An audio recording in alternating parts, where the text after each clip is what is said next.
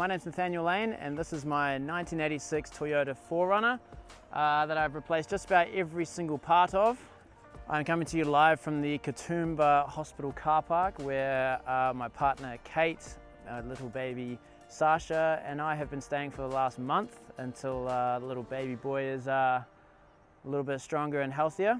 And unfortunately, due to these circumstances, I'm having to sell this car for about $10,000 less than I've spent on it. So I thought that I'd make a video explaining what to look out for if you're in the market to buy a Toyota 4Runner or Surf.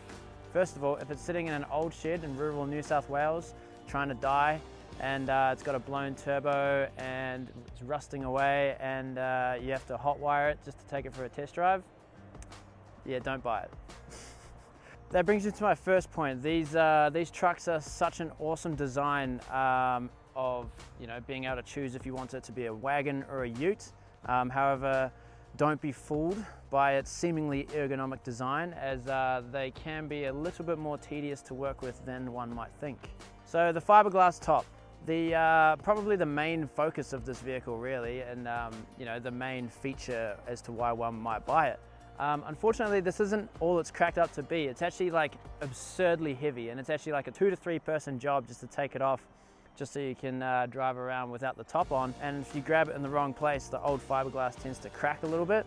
And honestly, in the last 2 years since owning this car, I've only taken it off 2 or 3 times and enjoyed it with the top down, once or twice, and then it starts raining and it's like, oh, we have to get it back on real quick. And yeah, unfortunately, it's not as easy to take off as I would like. You unbolt all the bolts, which by the way, there's like 18 of them. So it's quite the process of taking the top off and making it a convertible truck. If I had a garage situation, I think you could maybe design some sort of pulley system attached to the roof, and then you just sort of lift the back of the canopy off and then drive out from underneath it. And that would probably be the easiest way to actually make use of the canopy. Otherwise, yeah, it's just more of a hassle than it's worth.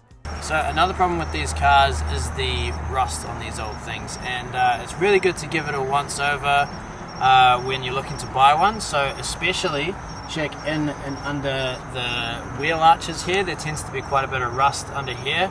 I think that's mainly because they've got these little pockets in behind where mud and sort of old grass and stuff can sit in the back, and so it holds a bit of moisture, and then it starts to rust away in here in parts like this. I've done my best to try and fix it, but unfortunately it's not good enough. Also check it behind these things, because these things are pretty much designed to cover up where these parts rust in particular. And yeah, underneath they usually rust pretty bad. I spent a bit of time welding and patching that one up, so I'm pretty happy with underneath. But yeah, I need to find out that it was getting covered up anyway, so that's cool. Another place to check for rust is along under here. There's even a little rust patch even since I've done this. But yeah, if you're going to buy one of these, make sure you take the top off and check in and around all these rubber seals and make sure that there's no water or rust being held in there. I remember when I first bought this thing and I was like, wow, it's hard, it's only got surface rust, it's fine.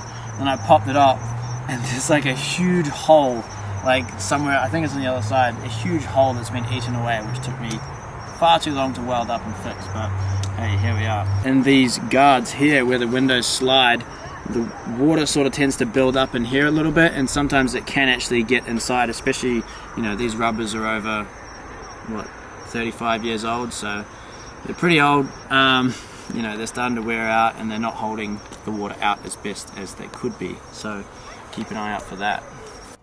Point number 3, the speed of this car. Being a car from 1986, 2L diesel engine is not the most powerful engine ever created. Whilst it is certainly fuel economic, roughly about 9 to 10 litres per 100 Ks, these trucks are not known for their speed. When I first bought this car, I had this vision of driving it along the sand dunes with the top off and, hoorah, having a great time. Unfortunately, because of the engine, which isn't that powerful, you can only go about 10 to 15 kilometers at any given time, especially on the sand. The petrol engines are a little bit more powerful than this one, but also come with their fair share of problems, and they're a little bit more expensive to run. Point number 4, the age. It's from 1986, so whilst we love an old car that's been looked after and cherished, unfortunately these old 4-wheel drives, they've usually been pretty thrashed. People say, oh, it's a Toyota, it's barely even run in, but unfortunately that's only an indicator of how old the engine is. And you know, if it's got 300,000 Ks on the engine, that usually means that it's got 300,000 Ks on all the moving components of the vehicle, like suspension, power steering boxes, radiator, fuel filters, alternators, all those other parts of the car are worn out.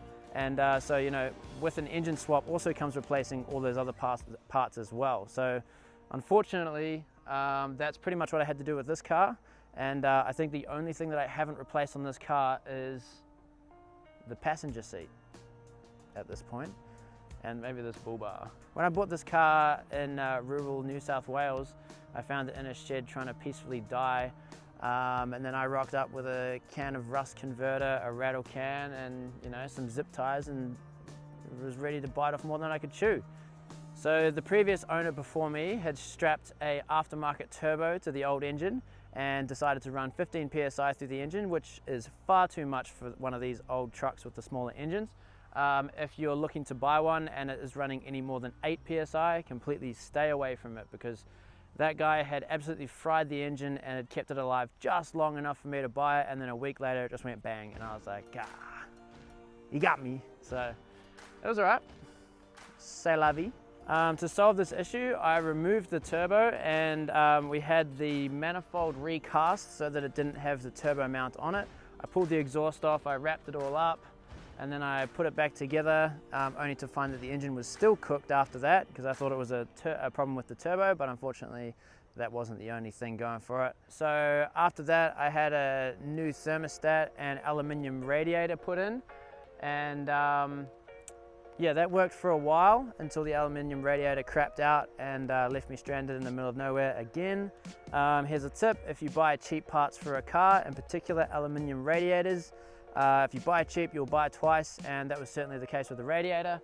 I would always recommend buying a copper and brass radiator. This one's an AdRad radiator, and it's been working perfectly ever since I put it in, and yeah, would highly recommend. After that, the engine was still cooked. And so I had a fresh 2L engine popped in with reconditioned injectors put in, as well as a new alternator, thermostat, and you know, regular service and all that as well. And that all worked for a very long time as well, which was great. And you know, I drove it to work for a while, and it kept me very happy until the power steering box started to leak, and the diesel pump started to leak as well. So I had to put a new one of those in as well. And then the tires started to wear out on one side of them. So if you ever look at your car and you see that the tires are starting to wear down on one side in particular, it means that you need new tie rod ends, which are these things here. I just put a whole new tie rod in anyway, just because it's simpler than buying all those parts separately. So yeah, that had to be done as well, which was good fun.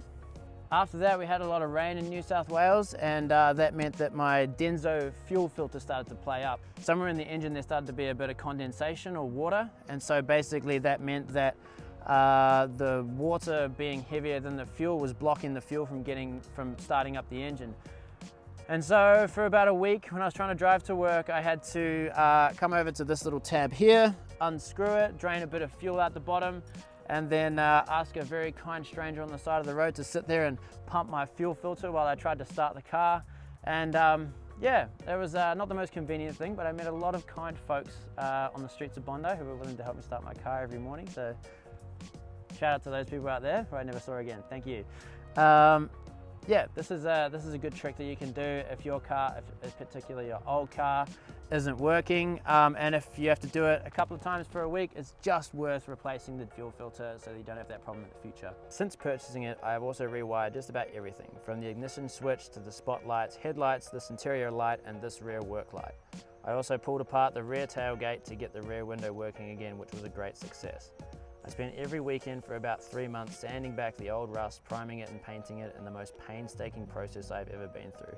Can't say I would recommend. If I was to do it again, I would dedicate a week to the job, sand it, prime it, and paint it all in one go if possible. So yeah, other than that, I've pulled apart about 9 different 4Runners to try and build this one, and it has been quite the process. I've broken down in the most inconvenient places about 9 times. Most recently on an intersection in the middle of a highway in which the clutch slave cylinder gave out. Fortunately, with all this stupid knowledge that I have of fixing old cars, I was able to get under the car, got absolutely covered in oil, and managed to wiggle it into second gear. We started the car in second gear and managed to drive it to a shop in second gear, which was a bit ridiculous, but it was a bit of fun. Unfortunately, the old rig is costing me too much to keep on the road, not only in money but in time and convenience, and also we've just welcomed our little baby Sasha into the world, and so unfortunately I can't justify the inconvenience of breaking down constantly, especially with a baby. I don't want to put Kate or the baby into a tricky situation that could be a little bit dangerous for them, so the time has come to move on to another project. With the funds from this truck and Kate's Suzuki Sierra, they will go towards our 1987 Toyota bus project, which we plan to have up and running hopefully sometime next year. I feel very grateful to have owned this truck. Yes, it's been an absolute nightmare sometimes, but it has taught me so much about old cars and internal combustion engines, how they work and how to fix them in the most inconvenient places.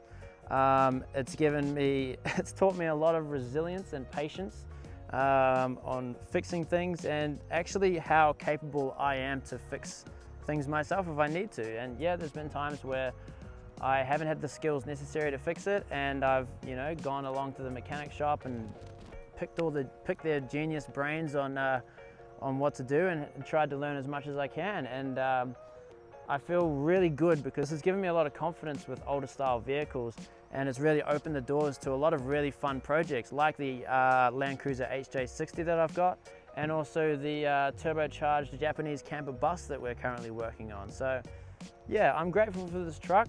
I'm really sad to see it go, but one day I'll buy another one, and yeah, we'll give it another crack, eh? Maybe one day when I've got a garage, and we'll get Kate a Suzuki Sierra again, of course, as well. So after almost 2 years of constantly breaking down, trying to fix this car and being stuck in the most ridiculous places, would I recommend a first generation Surf 4Runner for your next project? No, probably not. But what I would recommend is the 1985 solid front axle Toyota 4Runner.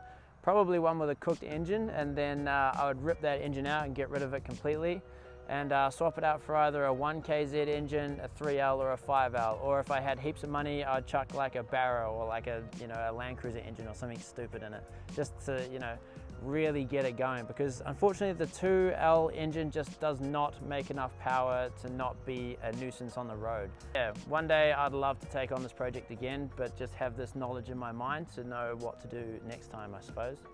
Yeah, if tinkering with cars isn't your thing, I probably would stay away from one of these things, unless it's in really nice condition and only needs a few things done to it. But yeah, keep in mind, these cars are old and they will perform like old cars. If you like tinkering with cars and you'd like to learn a little bit more about them, old cars are a really good place to start, because they don't have all those electrical components that make working on it yourself a whole lot harder. Hopefully you learned something from this video. I know I did on this last journey with the Toyota 4Runner. Stay tuned for more future projects, as yeah, we've got the HJ60 Land Cruiser build coming along, and we've also got the 1987 Turbo Toyota Coaster bus coming along as well. If you want to see a video comparing an old Suzuki Sierra to the new Suzuki Jimny, check that out here. We've got parts of the bus build up here as well. And yeah, stay tuned for more. And remember, situations are only as bad as you make them out to be, okay?